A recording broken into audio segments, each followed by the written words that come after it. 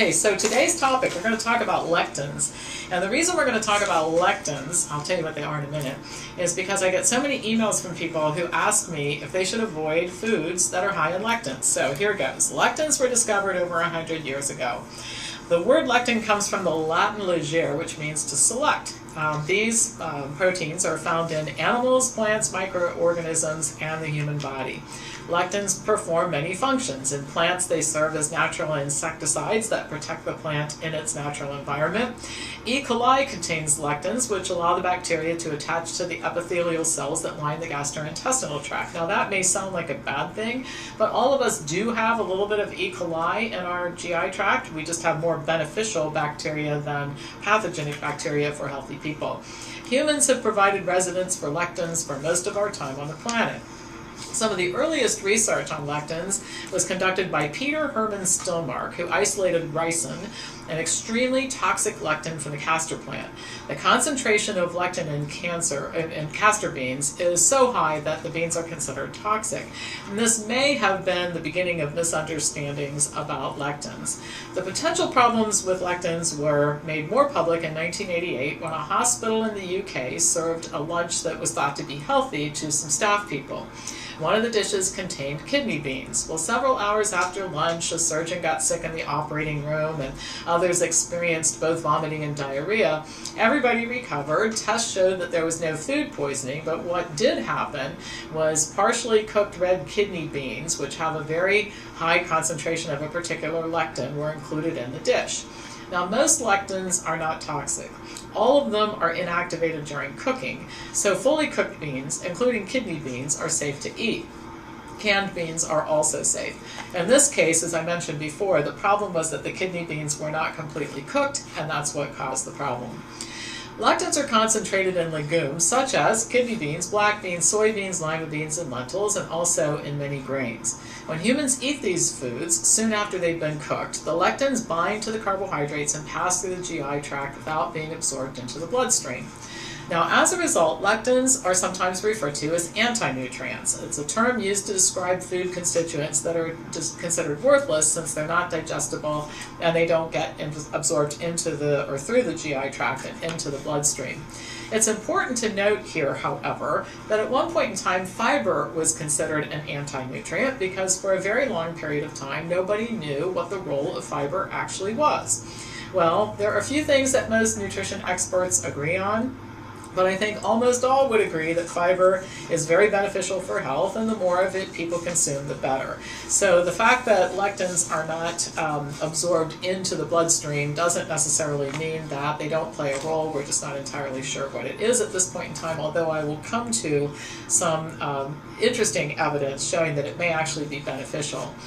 The claim that lectins and the foods that contain them, mostly beans and grains, are dangerous is not supported by evidence. In fact, healthy populations have eaten large amounts of both beans and grains for thousands of years, and today people living in the blue zones, which are the longest lived people on the planet, include copious amounts of both beans and grains in their diet.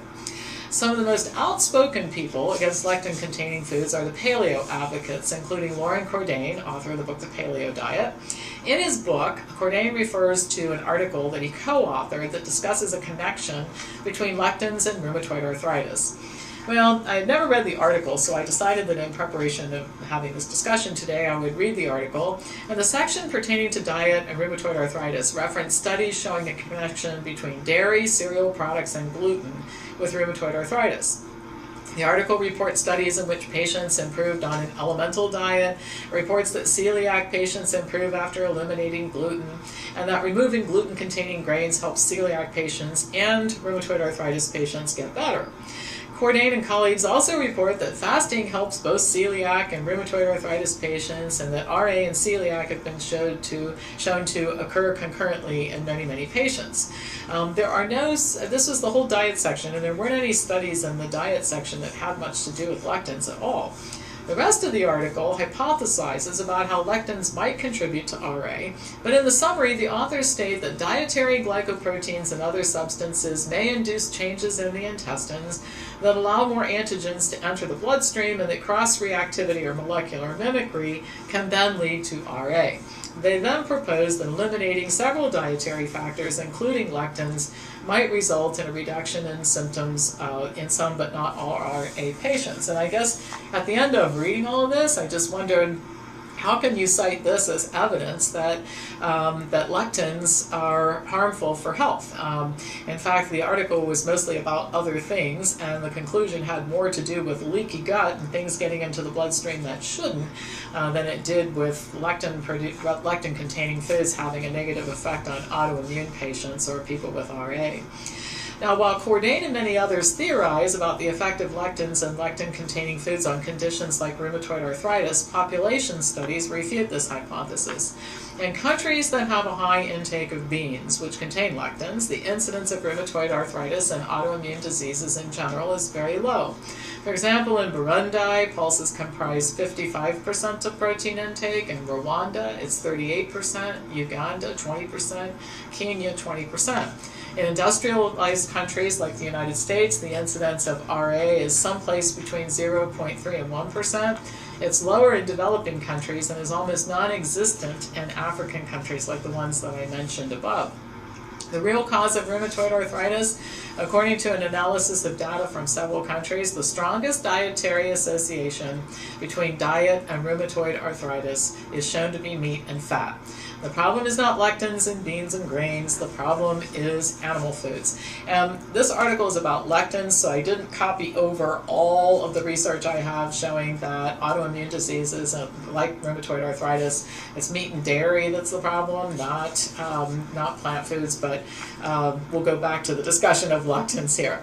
Now, not all lectins are toxic. Those that are toxic are neutralized by cooking, and some are actually beneficial. Lectins in plant foods have been found to inhibit the development of cancer and to have anti-cancer and anti-tumor effects. Some studies show that lectins in soybeans have been effective in breaking down cancer cells, fungi, bacteria, and viruses.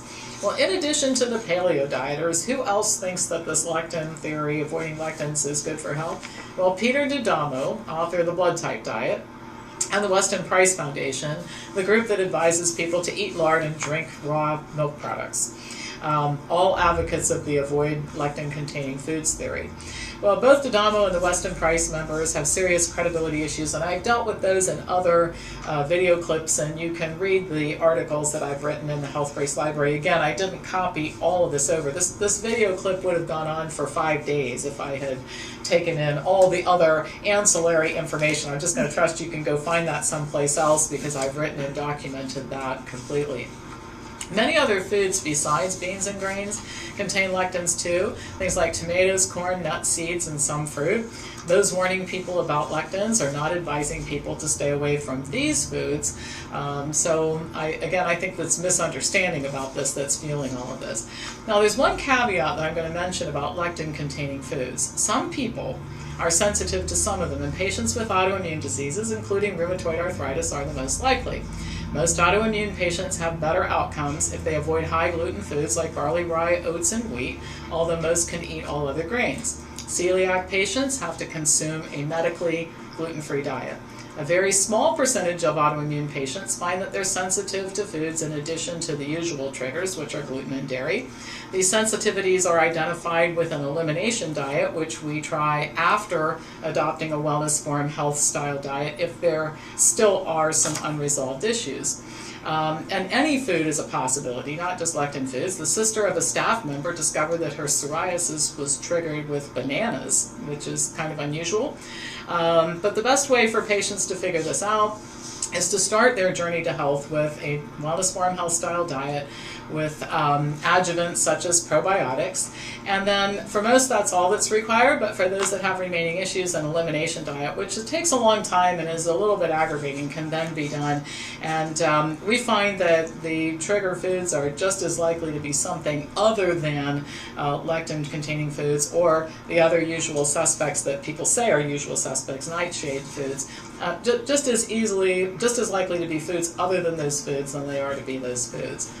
So I think the confusion over lectins is fueled by misinformation that is dispensed by individuals and groups who I don't think know a lot about diet and health, and who often try to apply food restrictions that benefit a small number of people to the general population. The author of Wheat Belly, for example, cites studies showing that celiac patients improve on a gluten-free diet, and on that basis advises that all people would benefit from a gluten-free diet. This stance is like saying that because some people have near fatal reactions to peanuts, that all people should avoid eating peanut butter, and that's just plain silly. The bottom line is that most people not only benefit but thrive on lectin-containing foods like beans and grains. And until you have absolute confirmation that you're one of the people who doesn't, the small percentage of people who are sensitive, don't eliminate these great foods from your diet. So I hope that this can helps to sort out some of the confusion about lectins. I think early research sometimes becomes dogma before we know the rest of the story. And I've said this about protein. One of the reasons why people revere protein foods is it was the first nutrient identified, and at the time you don't know that there are 100,000 more you're going to find out about, so protein became quite the thing. Now it's turned out not to be so important as everybody thought, as in, some people think you can't eat enough of it. So I think we have to put things in perspective and look at this with an organized and scientific point of view, and that's sorely missing in the diet and health field these days.